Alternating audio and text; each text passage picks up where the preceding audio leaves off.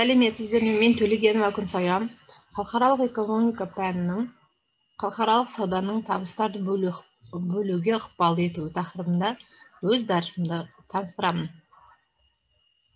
Жалпы біз бұл дәрісте халықаралық сауданың табысқа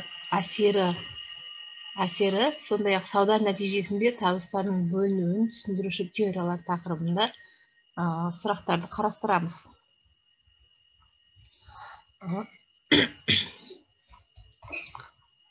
Классикалық абсолютті және салыстырмалы артықшылықтар теориялары халықаралық экономика ел ішіндегі табысты бөлуге әсер етпейді деген болатын.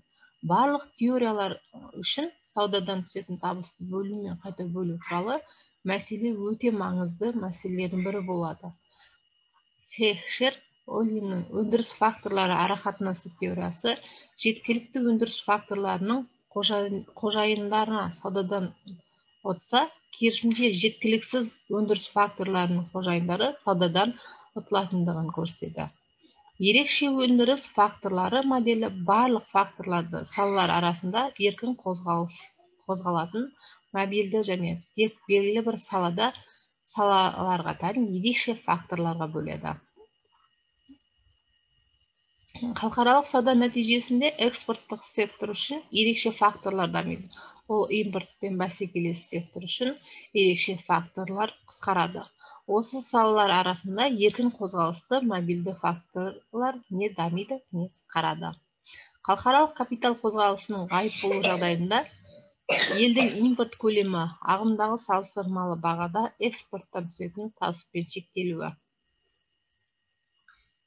Дегенмен, Хейхшер-Олин Самуэлсонның өндіріс факторларына бағаны теңестіру теоремасы сауда нәтижесінде тауарға салыстырмалы бағаны теңестіру өндіріс факторларына салыстырмалы бағаны теңестіруге әкеледі деген.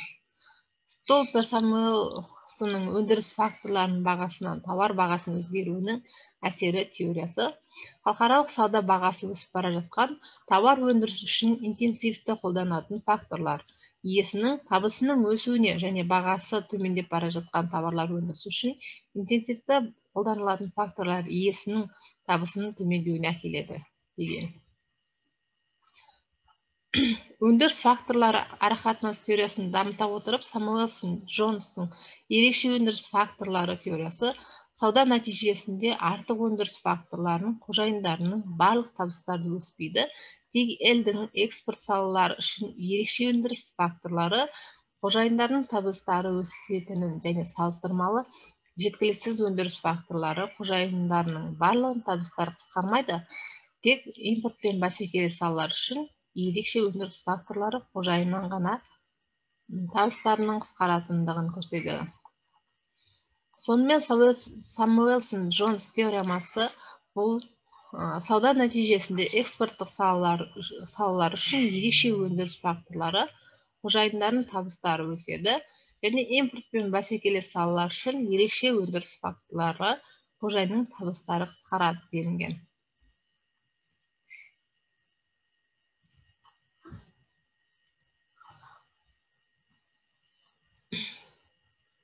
Сауда нәтижесінде табыстардың бөлінуін түсіндіруші теориялар, олар абсолютті және салыстырмалы артықшылықтар теориялары. Мұнда табыстарды бөлу мәселесі қарастырылмаған. Келесі ол өндіріс факторларының қатынасы теориясы. Мұнда Хейхшер-Олин әр өндіріс факторлары жеткілікті тауар түрлерін өндіріп, оны экспортқа шығарады, ал импорттан өнімдерді өндіріс факторы жетіспейтін тауар түрлерін сатып алады деді. Және өндірістің ерекше факторы ол үшіншісі Самуэлсон Джонс сауда нәтижесінде экспорт салалары үшін ерекше факторлар иелерінің табыстар өседі, ал импорттан бәсекелес салалардың ерекше факторлары иелерінің табыстары азаяды деді. Сонымен Столпер-Самуэлсон халықаралық сауда бағасы өсіп келе жатқан тауарды өндіру үшін белсенді қолданатын факторлар бағасының өсуіне әкеледі. Бағасы төмендеп келе жатқан тауарларды өндіру үшін қолданатын факторлардың бағасы төмендеуіне әкеледі делді. Сондай-ақ Рибчинский басқа да өзгермелі факторлардың тұрақтылығы кезінде ұсыныс факторларының бірлігінің өсуі осы факторлардың қарқынды пайдалану барысында товар өндірісінің өсуіне және басқа товарлар өндірісінің қысқаруына әкеледі деді. Рыбчинский теоремасында сипатталатын факторлар ұсынысының бір қалыпты емес өсуінің мына тұрғыдағы маңызы ерекше. Басқа да өзгермелі факторлардың тұрақтылығы кезінде ұсыныс факторлары бірінің өсуі, осы факторларды қарқынды пайдалану барысындағы товар өндірісінің өсуіне және басқалай товар өндірісінің қысқаруына әкеледі.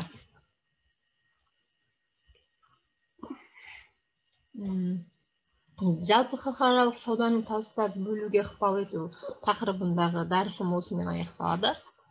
Сау болыңыздар.